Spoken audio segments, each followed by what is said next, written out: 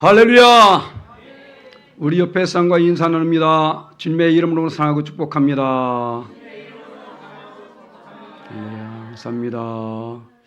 우리 교회 참 좋은 교회입니다. 그죠? 너무 좋은 교회. 멀리 갔던 분들도 다시 돌아오시고 너무 감사합니다. 가까운 데로 이사 오셔가지고 오늘 또 이렇게 오셨다고 너무 감사합니다. 할렐루야. 자, 오늘도 우리에게 주신 말씀 봅니다. 모두 그 자리에 하셔서 우리 사무엘상 13장 13절로 15절 우리 초반절까지만 사무엘상 13장 13절로 15절 우리 초반 말씀 여기 성경으로 구약성경 427면에 있습니다. 내게 주신 하나님 말씀입니다. 아멘. 함께합니다.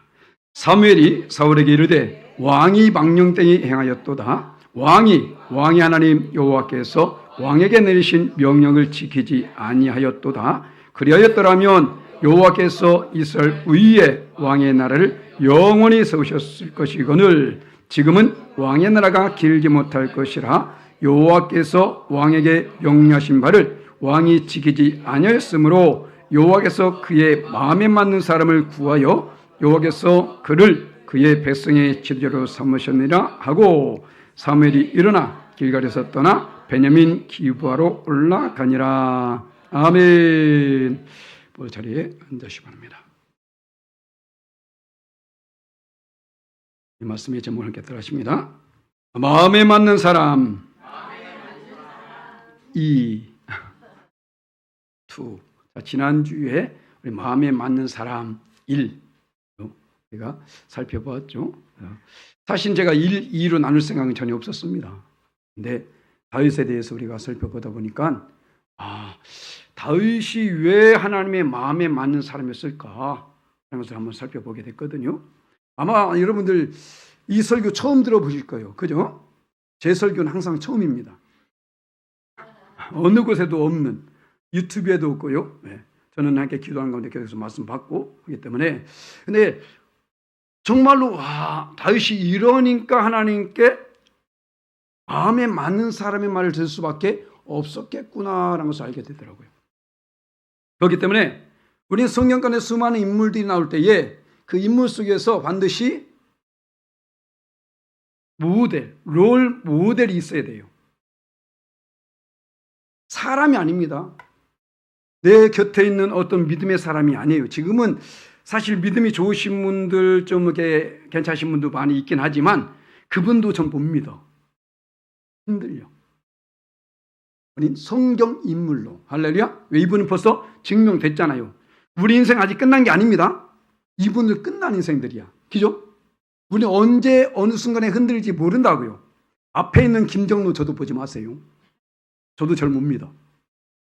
저 자신을 잘 못 믿으니까 여러분들 말씀 속에 숨겨져 있는 바로 그곳에 있는 인물들 얼마나 많이 있습니까? 그 가운데에 저는 오늘도 이 말씀을 전하실 때에 이 사도 바울의 말도 많이 나오겠지만 정말로 훌륭하신 분이죠.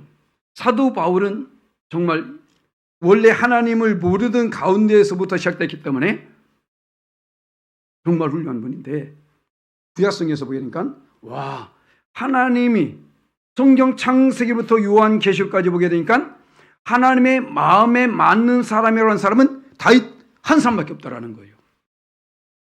우리가 볼 때는 정말로 수많은 믿음의 사람들이 있다니까요. 그런데 그 모든 사람들이 있더라도 오로지 다윗만이 하나님 마음에 맞더라는 거예요. 왜 그랬을까? 지난주에 우리는 세 가지를 알아봤습니다. 첫 번째 뭐죠? 그거 기억하면 여기 있겠냐? 그죠? 듣긴 열심히 잘 들으면서 도대체 다윗의 인생을 딱 출발해보면 알아요. 다윗의 인생 속에서 제일 먼저 어렸을 때에 겸손하게 아버지 말씀에 순종했어요. 그죠? 겸손히 순종했다고. 그래서 조금 더 성장하게 되니까 이제 어땠습니까? 골리앗이 감히 하나님을 모욕하는 거야. 거룩한 분노를 갖게 되는 거죠. 그런데 이 생활 속에 또 나가 보니까 그것이 어떻게요? 사람을 죽일 수 있는 충분한 기회가 있었음에도 불구하고 누구 때문에? 하나님을 두려웠기 때문에 곧 하나님 중심의 삶을 살았다. 자, 근데 그 하나님의 중심의 삶을 산 것이 그것뿐만 아니라 오늘도 나오더라는 거죠.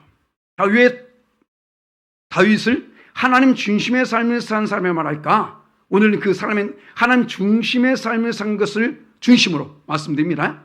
자, 하나님 마음에 맞는 것 가운데 당연히 하나님 마음에 맞으려면 하나님 중심의 삶을 살아야 되겠죠. 바로 다윗이 그런 모습을 보게 되는데, 자, 첫 번째로 이 다윗은 이제 드디어 왕이 됐습니다. 그전에 왕이 되기 전의 모습이었었고요. 자, 왕이 돼가지고 이제는 그 다윗이 왕이 되자마자 제일 먼저 한 게 뭡니까? 왕 등극식? 왕이 되자마자 제일 먼저 한 것이 바로 이것입니다. 하나님의 임재를 사모했다는 거죠. 하나님의 임재. 가볼까요? 사무엘 6장 2절 말씀에 하겠습니다. 다윗이 일어나 자기와 함께 있는 모든 사람과 더불어 발레 유다로 가서 거기서 하나님의 궤를 메우려 하니 그 궤는 그룹들 사이에 저장하신 만군의 여호와의 이름을 불리는 것이라. 할렐루야. 자, 제가 놀라운 것을 발견했어요. 이 좋은 기술이 있는데 제가 지금까지 이거 써먹지 않고 있었던 거야. 여기 보게 되면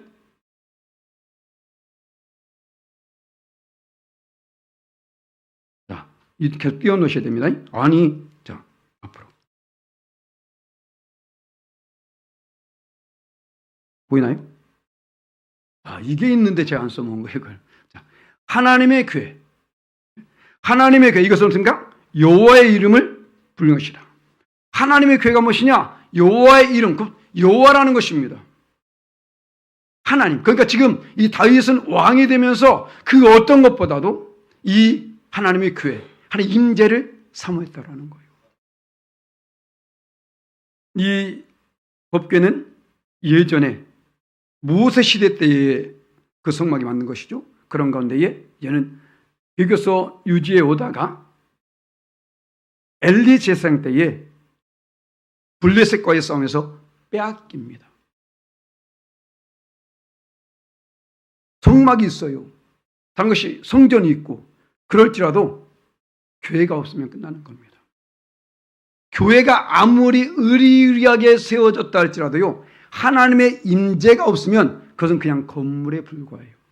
자, 다윗은 이것을 알았던 거죠. 하나님의 전 가운데에 자, 하나님 저는 있을자도 지금 그곳에 교회가 없는 겁니다.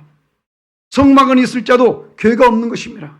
그래서 이 다윗은 그만큼 이것을 사모하고 있는 것이죠. 자, 봐볼까요? 사무엘상 14장 17절 말씀 하겠습니다. 소열 전한 자가 대답하여 이르되 이스라엘 블레 사람들 앞에서 도망하였고 백성중에 큰 살육이 있었고 당신의 두 아들 홈리와 비나스도 죽임을 당하였고 하나님의 궤는 빼앗겼나이다. 하나님의 궤는 빼앗겼더라. 지금 없는 상태예요. 하나님의 궤가.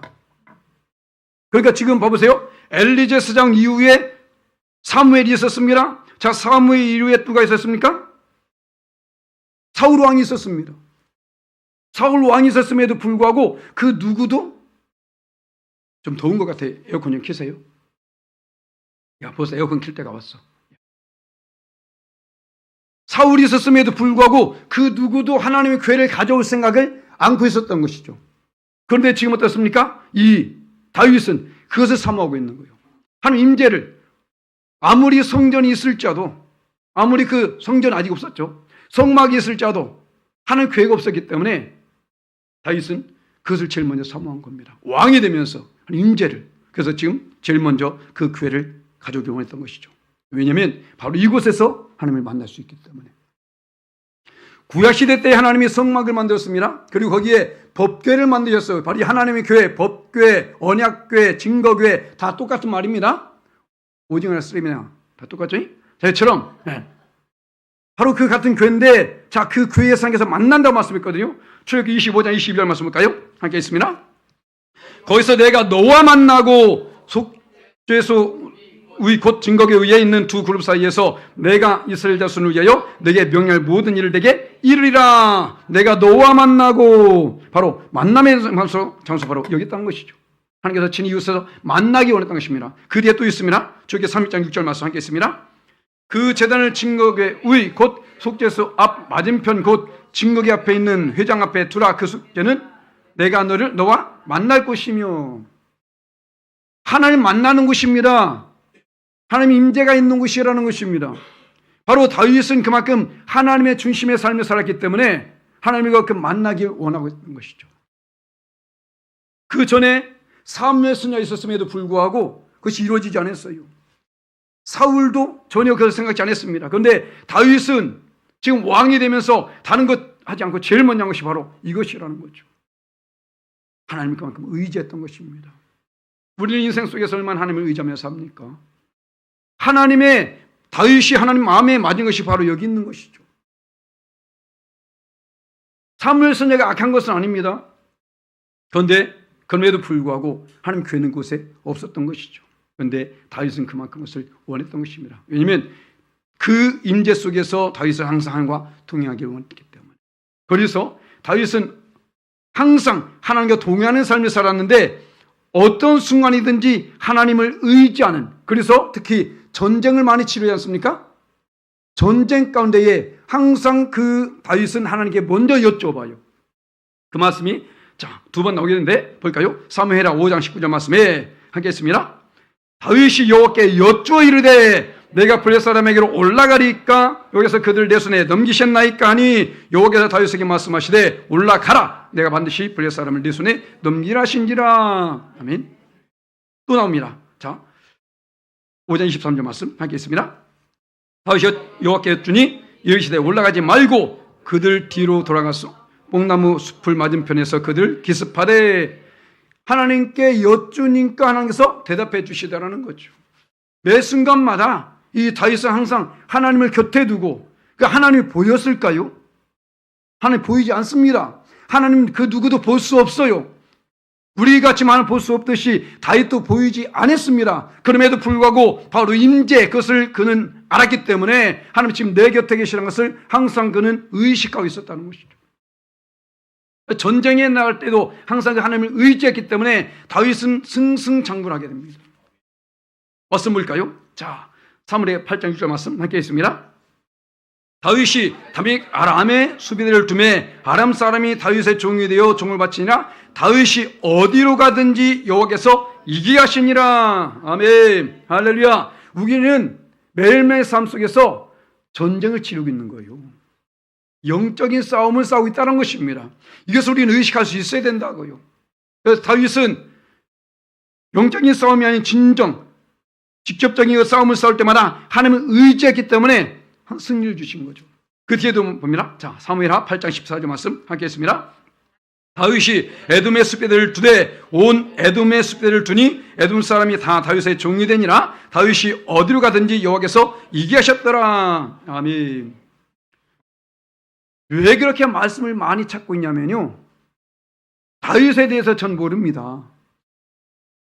말씀에 증명하고 있다는 것을 지금 보여주고 있는 거예요. 다윗이 왜 하나님 마음에 맞는 삶이었을까? 하나님 중심의 삶을 살았다 했거든요. 자, 그러면 하나님 중심의 삶을 살았다는데 아니 증명할 바가 없지 않습니까? 제가 가서 뭐 다윗을 끌고 올 수도 없고. 그것이 말씀 가운데 이렇게 기록되어 있다는 것이죠. 다윗은 제일 먼저 하나님 임재를 사모했었구나. 그래서 그 임재를 왜 또 사모했는가 보니까 그 임재 속에서 이 수많은 전쟁에서 하나님을 의지해서, 무슨 말입니까? 사울도 전쟁 치렀습니다. 아말렉과 싸웠어요. 그런데 어떻습니까? 자기 힘을 의지한 것이죠. 다윗은 하나님을 의지한 것입니다. 그 모든 전쟁 속에서 항상 하나님을 의지하면서 싸웠기 때문에 이길 수밖에 없었던 것이죠. 자, 왜? 다윗이 어떻게 이길 수 있었을까? 그래서 나중에 여호사밧 시대 때에 야하시라는 하나님의 사람이 이런 말을 하게 됩니다. 볼까요?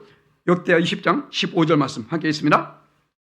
야하시엘이 이르되 온 유다와 예루살렘 주민과 여호사밧 왕이여 들을지어다. 여호와께서 이같이 너에게 말씀하시기를 너희는 이 큰 무리로 말미암아 두려워하거나 놀라지 말라. 이 전쟁은 너에게 속한 것이 아니요 하나님께 속한 것이니라. 아멘. 할렐루야. 전쟁은 하나님께 속했다는 거예요. 오늘 우리 권사님 기도하실 때 중동 전쟁에서 말씀드렸는데 우린 그것을 알 길이 없습니다. 왜 저런 일이 있을까? 그런데 그 어떤 전쟁이든지 하나님께 속했다는 것. 하나님이 주관하신다는 것.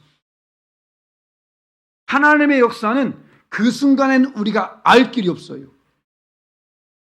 나중에 보니까 하나님이 그래서 이 일을 행했구나라는 것을 발견하게 되죠. 지금 왜 저 중동 전쟁이 벌어지고 있는지, 왜 지난날에 우리에게 왜 이 한국전쟁 6.25가 있었는지, 왜 그 수많은 전쟁이 이루어졌는지 우리는 알 길이 없습니다. 그런데 보니까 이 시대를 이루기 위해서더라는 거죠. 우린 하나님께 모든 것이 속해 있음을 알아야 되기 때문에 또한 그 하나님을 항상 의지하는 삶을 살아야 돼요. 다윗은 이것을 알았던 것입니다. 어떤 전쟁을 치르든지 이길 수 있는 것은 그 전쟁이 하나님께 속해 있음을 알았기 때문에. 하나님이 명령하시잖아요. 가서 아말렉을 치라. 가서 블레셋을 멸하라. 너는 올라가지 말아라. 다 말하지 않습니까? 내 욕심으로 어떤 일을 이루게 되면 반드시 하나님의 일을 그르칠 수 있습니다. 다윗은 그렇기 때문에 자기의 생각이 아니라 왕입니다. 한 나라의 왕이라고요. 지금은 대통령, 총리 있지 않습니까? 왕으로서 그 모든 것을 자기 마음대로 주관할 수 있어요. 지금의 대통령 권위는 아무것도 아니에요. 국민들이 내려오면 내려오잖아. 이때는 그런 게 아니라니까요. 왕의 권위는 법입니다. 손가락 하나 올리면 살고 내리면 죽는 거예요. 그런 시대에 다윗은 충분히 모든 것을 할 수 있었습니다. 그럼에도 불구하고 다윗은 오로지 하나님만 의지했다는 것이죠. 그렇기 때문에 하나님 그것을 보고 기뻐했던 것입니다. 내 마음에 맞는 자다라고 한 것이죠. 두 번째로 왜 이 다윗이 한 중심의 삶을 살 수 있느냐? 바로 하나님 마음을 기쁘시게 하는 삶을 살았기 때문에. 당연한 거 알겠습니까? 마음을 기쁘게 하세요. 그럼 어떤 것을 기쁘게 했냐 볼까요? 물론 앞에서 언약궤를 가져온 것도 기쁘게 했는데, 자, 바로 그 다음에 언약궤를 가지고 와서 바로 실행한 것이 무엇이냐? 앞에 말씀은 사무엘하 6장 2절입니다. 여기는 사무엘 7장 2절이에요. 어떤 일이 있을까요? 함께 있습니다. 왕이 선지자 나단에게 이르되 볼지어다 나는 백향목궁에 살거늘 하나님의 궤는 회장 가운데 있도다. 아멘. 우리 잘 알고 있는 사건이죠. 하나님의 궤는 모세 시대 때에 성막을 만들고 지금뿐만 아니라 항상 거기 있었어요. 다윗 시대뿐만 아니라 항상 거기 있었다고. 그러니까 어떨까요? 사람들이 당연한 것이지. 아니 그곳에 있는 게 당연한 거 아니겠습니까? 하나님이 그에게 말씀하세요. 자 볼까요? 다윗이 이렇게 생겼을 때에 사무엘하 7장 6절 말씀 함께 있습니다. 내가 이스라엘 자손을 애굽에서 인도하여 낸 날부터 오늘까지 집에 살지 아니하고 장막과 성막 안에 다녔나니. 아멘. 원래 그랬다고. 원래 하나님은 원래, 지금만 그런 게 아니야. 그것도 어떻습니까? 모세 이후에 얼마나 많은 인물들이 있었나요? 여호수아를 비롯한 많은 사사들, 앞에서 말한 것처럼 엘리 제사장도 있었고 사울 왕도 있었고 다 있었잖아요. 그런데 어떻습니까? 다윗만이 유일하게 이 생각을 하네. 성경 인물들 보게 되면요, 하나님이 기뻐하는 사람들 보게 되면 다른 사람과 다른 생각을 갖고 어쩌면 하나님 마음을 기쁘게 하는, 당황케 하는 사람들, 그런 사람들을 기뻐하시더라고요. 그게 무엇입니까? 믿음에서 나오는 거예요. 히브리서 11장 보게 되면 수많은 사람 나오는데 어떻습니까? 다 다른 사람과 똑같은, 쉽게 말씀해서 뻔한 삶을 산 사람이 아니라는 거예요. 뻔한 믿음을 가진 사람이 아니라는 것입니다. 특별한 믿음. 그래서 히브리서 11장 6절 말씀에 믿음이 없이는 하나님을 기쁘시게 못하나니, 그 믿음은 일반적인 믿음이 아니에요.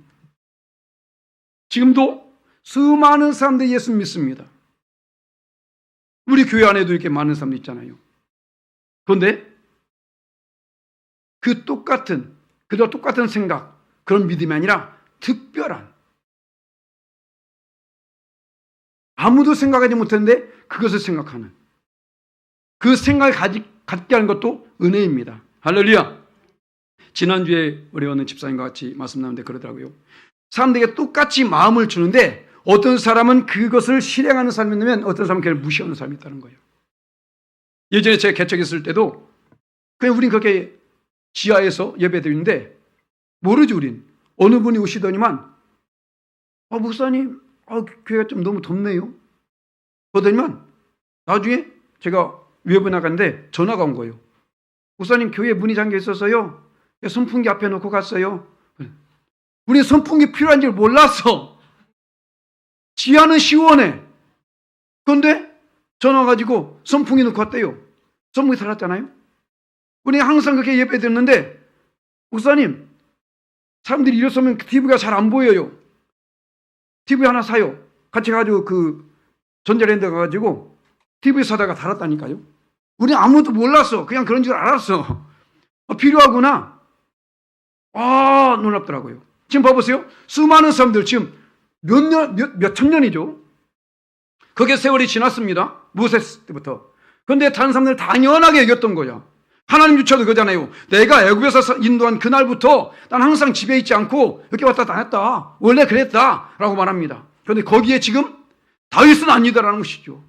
나는 지금 왕궁에 있는데 그 전지전능하신 하나님, 그 하나님이 어떻게 나보다 저 낮은 곳에 있을 수 있어?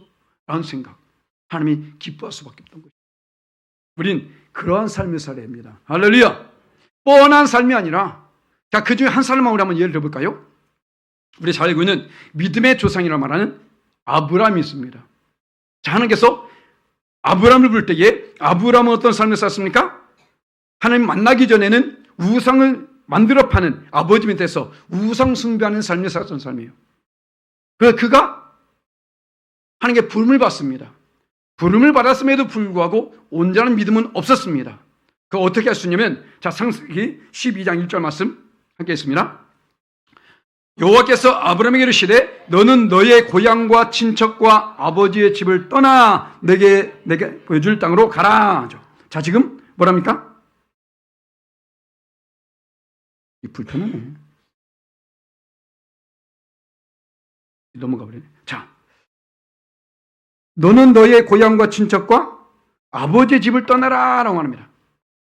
고향과 친척과 아버지. 자, 그런데 어떻습니까? 그 뒤에 말씀 보니까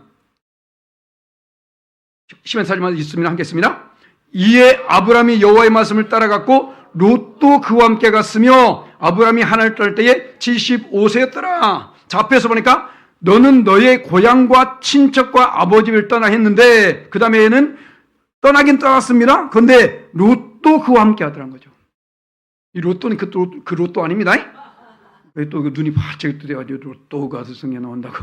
그 롯도가 아니라, 자, 조카입니다, 조카. 지금 분명히 다 떠나고 혈단신입니다. 한마디로 혼자 가라 했는데 같이 가게 되는 것이요. 온전한 순종이 아니라는 것입니다. 그런데 어떻습니까? 세월이 지나면서 믿음은 반드시 성장해야 됩니다. 할렐루야. 여러분 스스로 내 신앙생활 연수를 한번 생각해 보세요. 스스로. 전 여러분들 각자의 신앙생활 연수를 모릅니다. 한번 생각해 보시라고. 그래갖고 과연 그때의 믿음과 지금 나의 믿음이 어떻게 됐는지 살펴보라는 것입니다. 아브라함의 믿음이요 엄청납니다. 지금 75세에 부름받아서 점점점 처음에는 온전치 못한 믿음을 가지고 있다가 성장하게 되는데 나중에 어느 단계까지 갑니까? 100세에 난 아들 독자 이삭을 모레아산에 번제로 바치라. 이것은 지금 우리는 아브라함이 이랬구나라고 했겠지만 그때 당시엔 이건 엄청난 말입니다. 하나님이 아닌 거예요. 쉽게 말하면 아브라함 볼 때에 하나님이 아니라고도 할 수 있습니다. 하나님 음성으로 여기지 않을 수도 있어요. 왜? 그때 당시 이방신, 특히 몰렉 같은 경우는 성질 때에 그 자식을 불 가운데 보냈거든요. 불간에 지나게 했거든. 그런데 지금 어떻습니까? 그 이방신들이나 명령을 내리는 어떤 재물이 아니라 사람을 지금 재물로 바치라는 거예요. 사람을. 말이 됩니까? 그럼에도 불구하고 아브라함은 그 음성을 듣고 순종합니다. 모리아산으로 가게 되어지고 정말로 그 아들을 번제가 어떻습니까? 내장을 다 끄집어내고 목자로 완전히 흔히 옛날 어르신들 욕하는 육실알놈. 시체를 6갈래로 자르는 거예요. 육실알놈 욕하면 안 됩니다. 큰일 나게 시체 6갈래 자르는 놈이 이거예요 지금. 엄청난 유거든요. 야, 어디 그런 유도 배워가지고. 지금 그뿐만 아니라 뭐 내장 다 끄집어내고 이런 걸 지금 아들한테 하라는 거 지금 말이 됩니까? 순종할 사람 있어요? 그냥 죽이라는 것도 안 죽일 텐데 그렇게 죽여라? 말도 안 되잖아요. 그런데 아브라함은 그에 순종합니다. 놀래죠, 하나님이. 얘가 이렇게 믿음이 성장했네. 얼마나 당황했던지. 자, 말씀을까요? 창세기 22장. 자, 12장에서 시작된 것인데, 자, 22장에 가면 10장 차죠. 22장 11절 말씀 하겠습니다. 여호와의 사자가 하늘에서부터 그를 불러 이르시되 아브라함아 아브라함아 하시는지라. 아브라함이 이르되 내가 여기 있나이다 하매. 아멘. 자, 여기서 우리는 아브라함아 아브라함을 볼 수 있죠. 하나님이 얼마나 당황했던지. 야야야야야 이거 야 이게 아니라니까 지금 너무 당황해. 야야야야야. 아니 진짜 죽이게 생겼거든 지금. 이제 죽으면 안 돼요. 이삭이 죽으면 안 돼. 왜? 네 태에서 날짜 너 후손될 것이고 그로 말미암아 하늘의 별같이 모래같이 돼야 되거든요 지금. 이거 죽이면 큰일 날 겁니다. 지금 당황한 거예요. 그 믿음을 기뻐해 보시. 그때 말합니까? 이제야 내가 나를 경외하는 줄 알았다. 이것이죠. 다른 사람과 특별한 믿음을 가졌을 때에 그 믿음을 보시고 하나님은 네가 나를 경외한 줄 알았다라고 말하는 것입니다. 지금 아무도 몰라요. 믿음이 좋은 것 같이 보일 수도 있고, 하지만 이것은 온전한 믿음이 아닐 수 있다는 것입니다. 그런데 그때 비로소 말도 안 되는 명령이 떠있는데도 불구하고 순종하게 됩니다. 요즘 봐보세요. 지난주에 말씀드렸잖아요. 이거요? 내가요? 왜요? 이러고 있잖아. 순종하지 않는다니까. 왜일까요? 사람의 말로 들으니까 그래요. 목사의 말을 사람의 말로, 하나님 음성 듣지 않는 겁니다. 그러니까 저 목사가 미쳤나 이렇게 돼버리는 거죠. 자기 생각에 서투릅니다.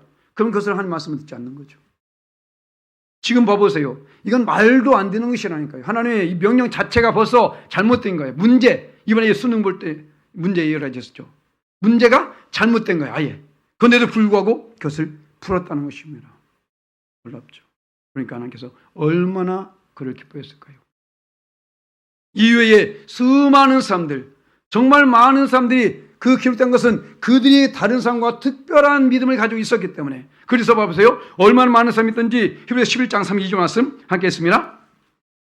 내가 무슨 말을 더하리요? 기드온, 바락, 삼손, 입다, 다윗 및 사무엘과 선지자들의 일을 말하려면 내게 시간이 부족하리로다. 자, 그때에 기드온 때에, 바락 때에, 삼손 때에, 입다 때에, 다윗, 사무엘 때에 얼마나 많은 사람들이 있었습니까? 그잖아요.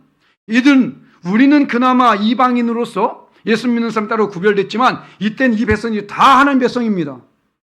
그 많은 하나님 백성들 가운데에 특별히 하나님께 인정받는 사람이 따로 있다라는 것이죠. 왜요? 이들이 하나님을 기쁘게 했기 때문에. 바로 이것입니다. 그래서 하나님은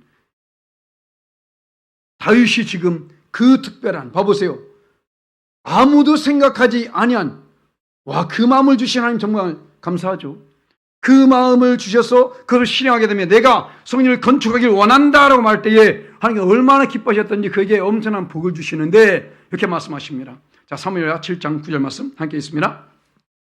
내가 가는 모든 곳에서 내가 너와 함께 있어 네 모든 원수를 내 앞에서 멸하였음즉 땅에서 위대한 자들의 이름같이 내 이름을 위대하게 만들어주리라. 아멘. 할렐루야. 물론 다윗을 통해서 성전이 건축되진 않습니다. 그죠? 그러니까 피를 많이 흘렸기 때문에로 말하죠. 그럼에도 불구하고 마음만 잘 먹어도, 그죠? 그 생각만 가지고도 이러한 복을 주시더라는. 그래서 이가 쭉 이때부터 복을 주시면서, 자, 9절부터 시작된 그 복의 말씀은 16절로 마무리되는데, 자, 사무엘 7장 16절 말씀 함께 있습니다. 내 집과 내 나라가 내 앞에서 영원히 보존되고 네 왕위가 영원히 견고하리라 하셨다 하라. 아멘. 할렐루야. 여기서 뭐가 보니까 영원히는 끝이 없는 겁니다. 그죠? 그렇기 때문에 그 영원히 때문에 다윗의 기업을 통해서 영원한 왕 예수님이 오신 거예요. 다윗과의 언약, 이 약속, 이것을 이루시기 위해서, 이것을 지키시기 위해서 하나님이 다윗의 계보를 통해서 예수님이 오시게 한 것입니다. 하나님은 우리가 하는 기쁘게 할 때에 하나님께서 그 삶에 풍성한 은혜를 더하여 주신 분이라는 것이죠. 그렇기 때문에 하나님은 다윗을 마음에 맞은 자라고 말한 겁니다. 자, 또 다윗이 하나님의 중심의 삶을 산 것, 바로 우리가 잘 알고 있는 사건인데 또 하나 살펴보게 되면, 자, 하나님을 두려워할 줄 알았다. 하나님을 두려워할 줄 알아야 됩니다. 아멘. 자, 봐볼까요? 사무엘하 12장 13절 말씀 함께 했습니다. 다윗이 나단에게 이르되 내가 여호와께 죄를 범하였노라 하며 나단이 다윗에게 말하되 여호와께서도 당신의 죄를 사셨나니 당신이 죽지 아니하려니와. 아멘. 할렐루야. 이 말씀을 보면서 제가 느낀 것은 뭐냐면요, 전에도 그런 말씀드렸었는데, 하나님이 주신 복을 저주로 바꾸지 마세요. 하나님께서 내려주신 복이 저주가 되는 경우가 있을 수 있어요. 자, 다윗이 앞에서 말씀했죠. 어느 곳을 가든지 이겼습니다. 승승장구했다고요. 많은 나라들이 조공을 바칩니다. 그런 가운데에 다윗의 나라가 왕성하게 뻗어가면서 평안한 가운데에 든든히 세워진 거죠. 그러니까 다윗의 나라가 그만큼 세워지니까 이제 다윗이 굳이 웬만한 전쟁에 나갈 필요가 없어요. 수많은 군사들이 있었으니까. 수많은 나라들이 또 두려워하고 있었기 때문에. 자, 그런 가운데도 여전히 전쟁은 있었습니다. 그 전쟁이 있을 때에 다윗은 전쟁 상황 속에서 궁에 머물러 있었어요. 자, 머무르게 뭐 잘못이겠습니까? 근데 성경에 이런 말씀 있죠. 고린도서 10장 12절 말씀 함께 있습니다. 건적 선줄로 생각하는 자는 넘어질까 조심하라. 아멘. 풍성한 복을 받았을 때에 우리 한국 교회 역사도 마찬가지고 각 개인의 믿음의 역사도 보게 되면요, 힘들 때는 엄청나게 열심히 믿어요. 한국 교회가 부흥될 때는 어떻습니까? 나라가 정말 힘들 때였었거든요. 그렇지 않습니까? 그런데 평안해지고 풍성해지니까 믿음 자체도 형식화되고 의식화되죠. 다윗이 지금 평안한 가운데 있을 때에 지금 전쟁 상황에 있었다니까요. 자, 그런데 볼까요? 어떤 모습이 있었는지. 사무엘하 11장 2절 말씀 함께 있습니다. 저녁 때에 다윗이 그의 침상에서 일어나 왕궁 옥상에서 거닐다가 그곳에서 보니 한 여인이 목욕을 하는데 심히 아름다워 보이는지라. 이 여인도 문제지만, 자, 봐보세요. 저녁 때에 뭐 해야 돼요? 자야지. 저녁 때 핸드폰 하지 말라고. 잘하고. 지금 자기 부하들은 전쟁터에서 치열한 전쟁을 치르겠는데 다윗은 지금 굳이 거기까지 나갈 필요 없으니까 집에서 있었는데, 왕궁에 거닐고 있었는데 지금 늘어지게 낮잠 자고 일어난 겁니다. 지금 정신적으로도 영적으로 엄청 나태한 가운데 있는 거예요. 하나님 복을 주셔가지고 승승장구하게 되니까 거기서 하나님을 더욱 의지하면서 바짝 껴있는 것이 아니라 지금 나태해져가지고 늘어지게 낮잠 자고 있으면 일어나니까 어떻습니까? 거기 사탄이 틈을 타는 거죠. 그래서 베드로가 말합니다. 자, 베드로전서 5장 8절 말씀 함께 있습니다. 근신을 우는 사자치 두루다니며 삼지를 찾나니. 아멘. 틈을 주지 말라는 거예요. 다윗이 하나님을 의지하는 그 순간에도, 다윗이 평안한 가운데 있을 때에도, 다윗이 지금 어떤 순간에 있더라도 거기에 사탄은 있었다니까요. 다만 다윗이 하나님을 의지했기 때문에 사탄이 그 틈을 비집고 들어오지 못한 겁니다. 우리가 믿음이 충천되어 있고 우리가 성령 충만할 그때에도 사탄은 옆에 있습니다. 다만 틈을 타지 못하고 있는 것이죠. 근시라고 깨어 있으니까. 그런데 어떻습니까? 내가 이제는 하나님의 은혜를 풍성히 받아 누리고 평안하다 할 그때에 도적과 초계되더라. 어디서 갑자기 나타나는 게 아니에요. 항상 내 곁에 있었다고. 그런데 틈이 생기니까 들어와 버린 것이죠. 다윗 곁에 항상 있었다니까. 왜? 사탄은 알고 있었습니다. 다윗의 계보를 통해서 예수님이 오실 걸 알고 있었던 거죠. 그렇기 때문에 다윗을 죽여야 되는 거예요. 우리를 통해서 누군가 구원받을 것을 사탄은 알고 있다니까요. 그 나를 해치면 그 사람 구원받지 못하겠죠. 우린 이거 해야 돼요. 깨어있어야 된다고. 지금 다윗은 그 편안 가운데 있을 때에 결국 그 여인의 모습을 보면서 어떻습니까? 간음하죠. 왕의 권위. 예전에 하나님을 왕으로 여기고 하나님만 의지했던 그 다윗이 이제는 자기의 왕의 권위를 가지고 그 여인을 취하게 됩니다. 그런데 때마침 그 여인이 임신하게 돼요. 근데 이 임신한 것까지는 뭐 어쩔 수 없죠. 그런데 그 임신한 것을 덮어버리기 위해서 이제는 그걸 무모하기 위해서 어떻습니까? 그 충신 우리아입니다. 충신 우리아 그 장군을 부릅니다. 왜? 그와 함께 동침해서 내 자식이 아니라 네 자식처럼 하게 하려고. 사도 바울은 말합니다. 선한 데 지혜롭고 악한 데 미련해야 돼요. 많은 사람들이 악한 데 지혜로워. 머리가 쏙쏙 들어갑니다. 죄를 범한 일엔 머리가 쏙쏙 들어가요. 다윗이 지금 엄청난 지혜죠. 아, 이러면 되겠구나. 그런데 어떻습니까? 때때로 안 돼. 우리아가 얼마나 충성된 장군이었던지 지금 우리 부하들은 다 전쟁하고 있는데 내가 이렇게 편하게 잠을 수 없습니다. 그래서 그 문지들과 함께 잠을 자고 떠나려고 할 때 다시 부르고 다시 해서 하지만 끝까지 잠을 안 자니까 어떻습니까? 다윗이 또 악한 데 지혜로 가지고 그래? 그럼 쟤를 죽여버리죠. 이런 일을 꾸미는 거예요. 그래서 어떻습니까? 전쟁터 제일 앞장서 아예 총알바지 그다음에 뭐 화살바지가 되겠죠. 거기까지 가게 해서 거기서 지금 이렇게 맞아서 죽게 만들어 버립니다. 그래 죽었으니까 어떻습니까? 이제는 그 아내를 바세바를 취해도 죄가 없는 거죠. 그걸 취하게 됩니다. 그렇게 해서 어떻습니까? 그 바세바가 드디어 그 아이를 낳습니다. 아이를 낳았어요. 자, 그렇다고 죄가 없어지나요? 아닙니다. 하나님은 다 보고 계십니다. 다 알고 있다는 것이죠. 자, 그건 놀라운 것을 발견됩니다. 자, 사울은 하나님께 버림을 당했어요. 그런데 왜 버림을 당했는가 보니까 불순종했다고. 불순종의 죄가 클까요? 다윗의 죄가 클까요? 다윗의 죄는요, 10계명 중에 4가지를 범했어요. 여호와의 이름을 망령되이 하늘을 만으로 여기는 죄와요, 살인하지 말지니라, 간음하지 말지니라, 내 이웃의 아내를 탐내지 말지니라. 4가지를 범했다고. 불순종이 커요? 아니에요. 다윗이 훨씬 커요, 죄가. 그런데 사울은 버림을 당했고 다윗은 복을 받네. 왜요? 사울은 하나님을 두려워할 줄 몰랐고 다윗은 하나님을 두려워했던 것입니다.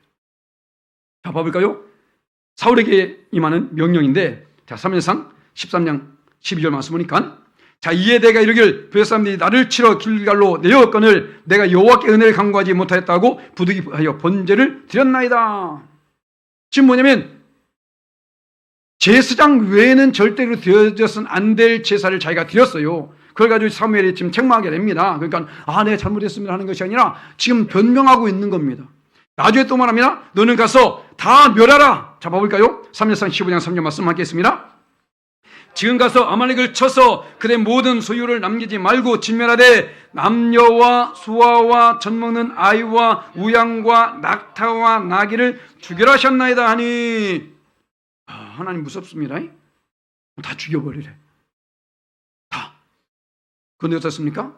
모두를 죽이라 했는데 사울은 이것을 어기게 되죠. 그 뒤에 볼까요? 19장 9절 말씀 하겠습니다. 사울과 백성이 아각과 그의 양과 소의 가장 좋은 것 곧 또는 기름진 것과 어린 양과 모든 좋은 것을 남기고 진멸하기를 즐거워하지 아니하고 가치 없고 하찮은 것은 진멸하니라. 순종의 반대말이 뭐라고요? 잡종이야. 잡종. 잡종이 뭐예요? 섞인 거예요. 섞인 거. 내 생각을 섞는 것이 불순종이 되는 겁니다. 지금 분명히 다 멸하라고 했잖아요. 그런데 사울은요, 자기 잘못한 게 없습니다. 왜? 더 좋은 것은 다 가지고 왔고 하나님께 드리려고 다 멸했다니까요. 이것을 변명하게 되는 거예요. 하나님 말씀이 분명히 명령이 떨어졌음에도 불구하고, 자 봐볼까요? 그 뒤에서 15장 15절에 이렇게 변명한데, 함께 있습니다. 사울이 이르되 그것은 무리가 아말렉 사람에게 끌어온 것인데 백성이 당신 하나님 여호와께 제사를 하여 양들과 소들 중에서 가장 좋은 것은 남김이요 그 외것은 우리가 다 진멸하였나이다 하는지라. 우리가 잘못한 거 없어요. 다 죽였어요. 다만 이것은 하나님께 제사를 가져온 것뿐이에요. 그래서 나온 말이 무엇입니까? 순종이 제사보다 낫고 순양의 기름이 하나님 말씀 듣는 것보다 낫다. 하나님 말씀을 듣는 것이 더 낫고 순종이 더 낫다는 것입니다. 아무리 많은 제사를 드려, 지금 우리가 예배를 드리지 않습니까? 아무리 많은 예배를 드리고 아무리 집중해서 말씀 듣고 할지라도요, 순종하지 않으면 그 예배는 헛된 겁니다. 지금 말했잖아요. 그래서 결국은 하나님께 버림을 받게 되고, 자, 버림을 받았습니다. 그럼 어떻게 될까요? 회개해야 되잖아요. 하나님께 버림받으면 나 버림받으면 어쩔 수 없네? 이러지 마시라고. 회개하시라고. 회개하셔야만 하는 게 긍휼이 임합니다. 그런데 이 사울은 회개치 아니하고 위기의 순간에 하나님을 찾는 것이 아니라 신접한 여인을 찾아요. 결국 이것 때문에 중임을 당합니다. 아직까진 하나님께 기회를 주신 거예요. 첫 번째 순간에도 변명에도 기회를 주셨고, 두 번째도 기회를 주셨고, 버림을 당했으나 아직까지 기회를 주고 있는 겁니다. 그런데 마지막 결론은 이것입니다. 그래서 역대상 10장 13절 말씀 함께 있습니다. 사울이 죽은 것은 여호와께 범죄하기 때문이라 그가 여호와의 말씀을 지키지 아니하고 또 신접한 자에게 가지기를 청하고, 하나님이 계심에도 불구하고 내가 버림 받았다고 해서, 내가 시험에 들었다고 해서 하나님이 계시지 않은 건 아닙니다. 어느 순간이든지 우리는 하나님을 찾을 수 있어야 되는 거예요. 위기의 상황 속에서 사울은 하나님을 찾지 아니하고 신접한 여자를 찾아오고 무당을 찾아갔다는 거예요. 지금도 그런 사람 많이 있다고 하더라고요. 무당을 찾아가면 장점이 딱 하나 있어. 뭐요? 직방이야. 답이 즉시로 나와. 에헤! 하면서 바로 나옵니다. 하나님은 기다려야 돼. 얘 그건지도 몰라. 그거 찾아가. 근데 그건 거짓이야. 직방 거짓입니다. 거짓이에요. 오직 하나님만 의지합시다. 할렐루야. 자, 그런데 다윗은 하나님께 범죄했습니다. 그 서울 속에서 이제 볼까요? 그 범죄함으로 말미암아 무모하신 것 같았었는데, 자, 시편에서 그의 고백을 들어봅니다. 6장 6절 말씀 함께 있습니다. 내가 탄식함으로 피곤하여 밤마다 눈물로 내 침상을 띄우며 내 요를 적시나이다. 아멘. 그 죄 때문에 이렇게 하나님께 해결하면서 나가고 있는 거예요. 그래서 하나님께서 오늘 말씀을 하고요, 하나님이 그럴 줄 알고 당신 죄를 다 사했다. 그냥 사한 게 아니에요. 이런 모습으로 해결했기 때문에 사한 것입니다. 하지만 죄의 삭은 사망입니다. 그래서 그 자식은 죽을 수밖에 없어요. 아, 그 자식 내가 여기서 죽는구나. 끝날 수 있잖아요. 자, 그런데 그럼에도 불구하고 다윗의 모습을 볼까요? 사무엘 12장 16절 말씀 함께 있습니다. 다윗이 그 아이를 위하여 하나님께 간구하되 다윗이 금식하고 안에 들어가서 밤새도록 땅에 엎드렸으니. 아멘. 바로 이것입니다. 그렇기 때문에 사울은 사실 출발은 별거 아니었다니까요. 불순종입니다. 그럼에도 불구하고 변명하게 급했었고 하나님을 두려울 줄 몰랐던 것이죠. 다윗은 이 엄청난 죄, 하나님을 만홀히 여겼죠. 살인하지 말라 했는데 살인했죠. 간음하지 말라 간음했죠. 또 내 이웃의 여인을 탐내지 말라 탐내죠. 얼마나 많은 죄를 범합니까? 다른 죄가 아니라 10계명은 이스라엘에서 최고의 법이에요. 10계명은. 그걸 범했다니까요. 어떻습니까? 당연히 마땅히 죽임을 당해야 마땅하죠. 그런데 어떻습니까? 하나님께서 다윗은 복을 내리시고 사울은 죽여버리다. 어디 있었을까요? 회개에 있는 겁니다. 회개는 하나님을 두려울 줄 아는 사람만 해요. 저 세상 사람들 봐보세요. 저 수많은 죄를 범해도 회개하지 않았잖아요. 왜? 하나님을 두려울 줄 모르니까. 죄를 범해도 아무 일이 없더라니까요. 이게 복이 아닙니다. 죄를 범했을 때에 차라리 책망받고 징계받는 게 나아요. 그래야만 깨닫고 돌아서니까. 아무 일이 없거든 회개치 않습니다. 에이, 하나님 없네. 이렇게 돼버린 거죠. 다윗이 하나님께 인정받은 것은 여기 있는 겁니다. 하나님을 두려워할 줄 알았던 것이죠. 1년 동안 아무 일 없었다니까요. 10개월인가요? 아이를 낳을 때까지 아무 일 없었다니까요. 그럼에도 불구하고 다윗은 그것 때문에 눈물로 요를 적시도록 하나님께 회개했던 것입니다. 그 아이가 죽는다는 말을 했을 때도 그때도 하나님께 금식하면서 기도했던 것이죠. 왜? 하나님을 두려워할 줄 알았기 때문에. 아멘? 우리는 항상 하나님을 두려워할 줄 알아야 돼요. 죄를 무모하지 말라는 겁니다. 변명하지 말라는 겁니다. 책임 전가하지 말라는 거예요. 합리화시키지 마세요. 죄는 회개해야 됩니다. 할렐루야. 그럴 때 하나님의 긍휼을 덧입습니다. 우리도 연약해서 죄를 범할 수밖에 없어. 사실 저도 마찬가지인데, 그런데 중요한 것은 우리에겐 회개라는 은혜를 주셨잖아요. 회개 돈 드는 건 아닙니다. 또 돈 바치는 거 아니니까 걱정하지 마시고 하나님께 회개하세요. 그러면 하나님의 긍휼이 임하게 됩니다. 할렐루야. 그래서 우리가 2주에 거쳐서 우리가 다윗이 하나님 마음에 맞는 사람인 것을 우리 알게 되었는데, 바로 우리는 오늘 말씀 속에서 뭐라고요? 다윗이 하나님 중심의 사람인데 무엇을 봤을 때에 바로 다윗은 하나님의 임재를 사모하는, 그래서 그 누구도 생각하지 않은 그 법궤를, 하나님의 궤를 가져오길 그만큼 원했었고, 그 법궤를 의지해서 하나님을 의지하는 삶을 살았고, 또 어떻게요?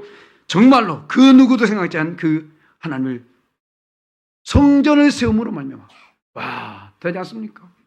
하나님 기쁘게 하는 삶의 삶으로. 그리고 또 다윗은 죄를 범할 수밖에 없었지만 하나님을 두려워할 줄 알았기 때문에 그게 긍휼을 입었습니다.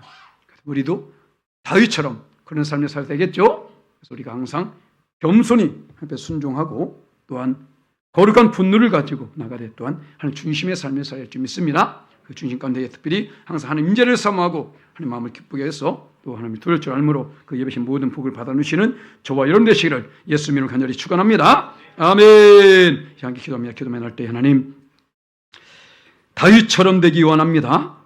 하나님 중심의 삶을 살게 도와 주옵소서. 우리 주변에 하나님 항상 우리를 도우시고 보호하시며 인도하시기 위해서 항상 함께 하신 줄 믿습니다. 그런데 사탄 마귀도 여전히 우리 주변을 얼씬거리고 있습니다. 내가 하나님을 의지하지 않으면 결코 이길 수 없는 사탄 마귀의 유혹에 미혹에 넘어갈 수밖에 없는 그런 삶을 살고 있는 줄 믿사오니, 나로 말미암아 항상 하나님 중심의 삶을 살게 하사 예배신 모든 복을 받기에 합당한 삶을 살게 역사하여 주시옵소서. 우리 주의 성을 3번 간절칩니다. 주여, 주여, 주여. 참 좋으신 아버지 하나님 감사합니다. 오늘도 이 말씀을 열심히 깨닫게 해주시니 감사합니다. 아버지 하나님, 우리 하나님께서 우리를 사랑하사 아버지 오늘도 귀한 말씀을 주셨습니다. 다윗처럼 아버지 하나님의 영광에 살라고, 하나님 중심의 삶을 살라고 오늘 말씀을 주신 줄 믿습니다. 아버지 하나님 마음에 맞는 자가 되어지기 원합니다. 수많은 사람들이 예수 믿는다고 말하고 있지만, 믿음의 사람들이 있지만 아버지 특별히 구별되어져서 나로 말미암아 하나님께 아버지 그 마음에 맞는 삶을 살게 역사하여 주시옵소서. 아버지 하나님, 오직 앞에 겸손히 순종하는 종 되게 도와주시고, 아버지 거룩한 분노를 가지고 아버지 영광에 살게 도와주시며, 특별히 하나님 중심의 삶을 살되 하나님 임재를 항상 사모하게 도와주옵소서. 아버지 하나님 기쁘게 하는 삶을 살기 원합니다. 죄를 범했을 때 속히 회개하여서 아버지 하나님 은혜 가운데 가기 원합니다. 역사하여 주시고 아버지 축원하여 주시옵소서. 우리 연약합니다. 우리 부족합니다. 나약합니다. 해서 넘어질 수밖에 없고 아버지 빠질 수밖에 없습니다. 그럴 때도 바로 그 상황 속에서 낙심하고 좌절하는 것이 아니라 오직 하나님을 바라보고 하나님을 의지하며 아버지 앞에 맡고 특별히 모든 죄를 회개함으로 말미암아 긍휼하고 예배인 복을 받게 하는 삶의 속에 역사하여 주시옵소서. 우리 구주 예수님으로 간절히 기도합니다. 아멘. 참 좋으신 아버지 하나님 감사합니다. 오늘도 다윗의 모습 속에서 하나님이 왜 다윗을 마음에 맞는 자라고 말씀하셨는지를 우리로 말미암아 깨닫게 해주시니 감사합니다. 하나님, 깨달으면서 끝나지 않게 해주시고 우리도 하나님 마음에 맞는 삶이 되기 위해서 노력하게 도와 주시옵소서. 아버지 하나님, 그 누구보다 다윗을 통해서 먼저 우리가 그것을 깨닫기 원합니다.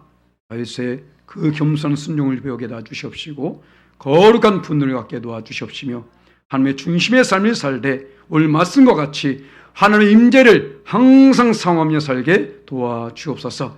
어찌하든 간에 다른 사람이 생각하지 못한 생각을 가지고 하나님을 기쁘게 하는 삶을 살기 원합니다. 도와주시옵소서. 그 무엇보다 우리 연약하여 자주 넘어지며 죄를 범합니다. 그것을 합리하거나 정당하는 변명하는 어리석은 자 되지 않게 해주시고 속히 회개하여서 하나님의 긍휼을 덧입고 예배신 복을 받기 합당한 복된 삶을 살게 도와주시옵소서. 모든 영광을 하나님께 올려드리며 감사하고 지금도 우리 모습 속에 다윗의 모습을 찾고 계시는 우리 구주 예수님의 이름으로 간절히 기도합니다. 아멘. 할렐루야. 우리 함께 믿음의 고백을 찬양합니다.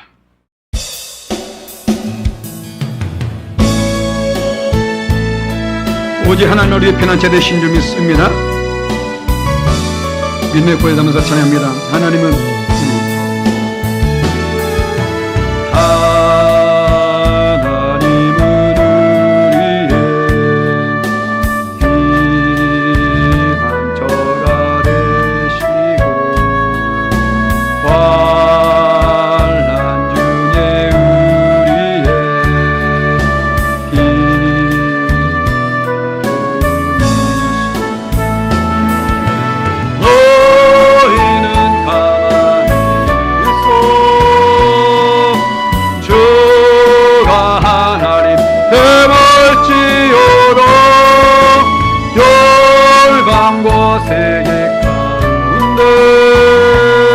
주가 높임을 받으리. 사랑합니다. 사랑합니다. 내 아버지 찬양합니다. 내 온 마음 다하여 선포합니다. 예수 그리스도 주님 오심을 기다리며 우리 주님 반드시 다시 오십니다. 그날까지 항상 깨어있고 우리 안에서 원하시는 가장 기뻐하시는 하나님 마음에 맞는 그런 삶을 살 줄 믿습니다. 감사합니다. 교회 소식 말씀드립니다. 다음 주에 우리 구역장 면회사님 모임을 오전 9시에 갖도록 하겠습니다. 다음 주는 성경 공부 대신 우리 구역장 및 면회사님 모임을 갖겠습니다. 빌그램 전도가 이제는 5월 17일 날이 있습니다. 의정부 종합운동장에서 있는데 버스 한 대를 대절했습니다. 45인승입니다. 그래서 가실 분들을 미리 파악해야 되는데 연합회에서 그 차를 준비했어요.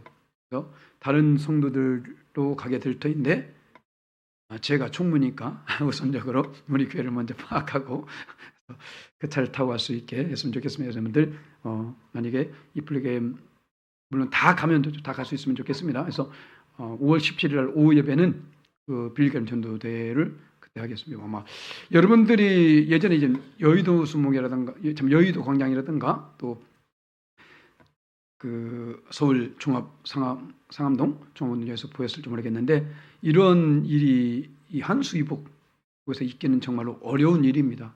그런데 지금 이것을 하게 된 건 대단한 한 은혜가 아닐 수 없는데 그런데 그 자리에 그 은혜 자리에 함께 했으면 좋겠습니다. 거기에 엄청난 찬양팀이라든가 또 강사님들 비롯한 많은 사람들이 이게 되는데 여러분들 이런 경험이 자주 있는 게 아니에요.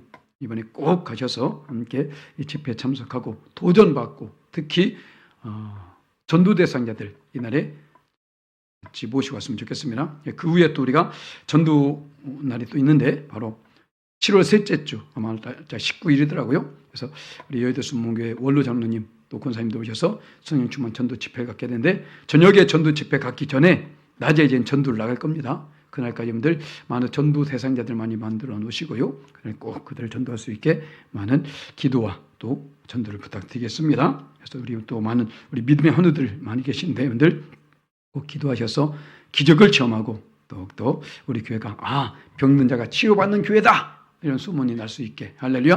그래서 여러분들 함께 기도를 많이 부탁드리겠습니다. 그 외에 수많은 기도에 제목되는데 항상 여러분들 많은 기도를 부탁드립니다. 우리 더진 예물 함께 봉헌에 올립니다. 참 좋으신 아버지 하나님 감사합니다. 오늘도 하나님께서 우리에게 도전의 말씀을 주셨사오니 감사합니다. 결단의 말씀을 주셨사오니 감사합니다. 하나님 바로 이 자리에서뿐만 아니라 이제는 이분을 두고 또 나갈 때에 우리가 결단하여서 그것을 우리의 삶으로 우리 신앙 속에 실천하여서 하나님께서 그 마음에 맞는 삶을 사는 우리 모두 되어지게 역사하여 주시옵소서. 오늘 말씀을 받았사오니 나의 삶의 실천에서 오직 주의 기쁨이 되기 원합니다. 우리 모두를 그렇게 복내려 주시옵소서. 오늘 아버지 하나님 귀한 예물 정성껏 준비하여 하나님의 손에 올려드립니다. 아버지 예물에 많고 적음을 보지 마시고 그 삶에 하나님 30배, 60배, 100배, 1000배로 갚아 주시옵소서. 이 예물이 오병이어의 기적을 낳는 귀한 예물 되게 역사하여 주시옵소서. 그래서 아버지 하나님 많은 영혼을 구원하고 살리는 일에 쓰임받게 해주시고 선교의 구제한 일에 아름답게 쓰임받게 역사하여 주시옵소서. 자자손손에게 복의 복을 더하여 주시옵소서. 모든 영광을 하나님께 올려드리며 감사하고 좀 더 살아 사시는 우리 구주 예수님의 이름으로 간절히 축복하며 기도합니다. 아멘. 모두 다 그 자리에서 일어나시기 바랍니다.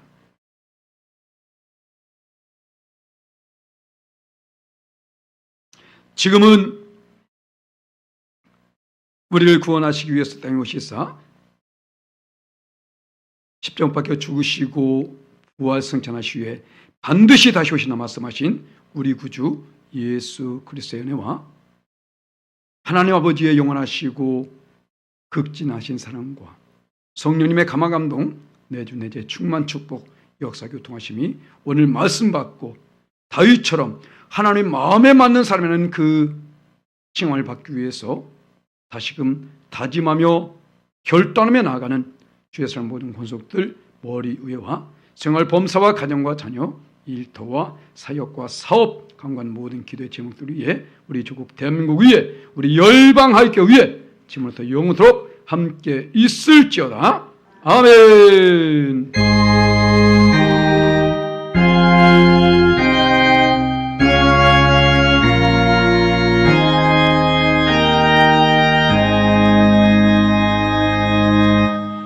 할렐루야. 하나님께 떠나서 겁니다. 할렐루야. 감사합니다. 감사합니다.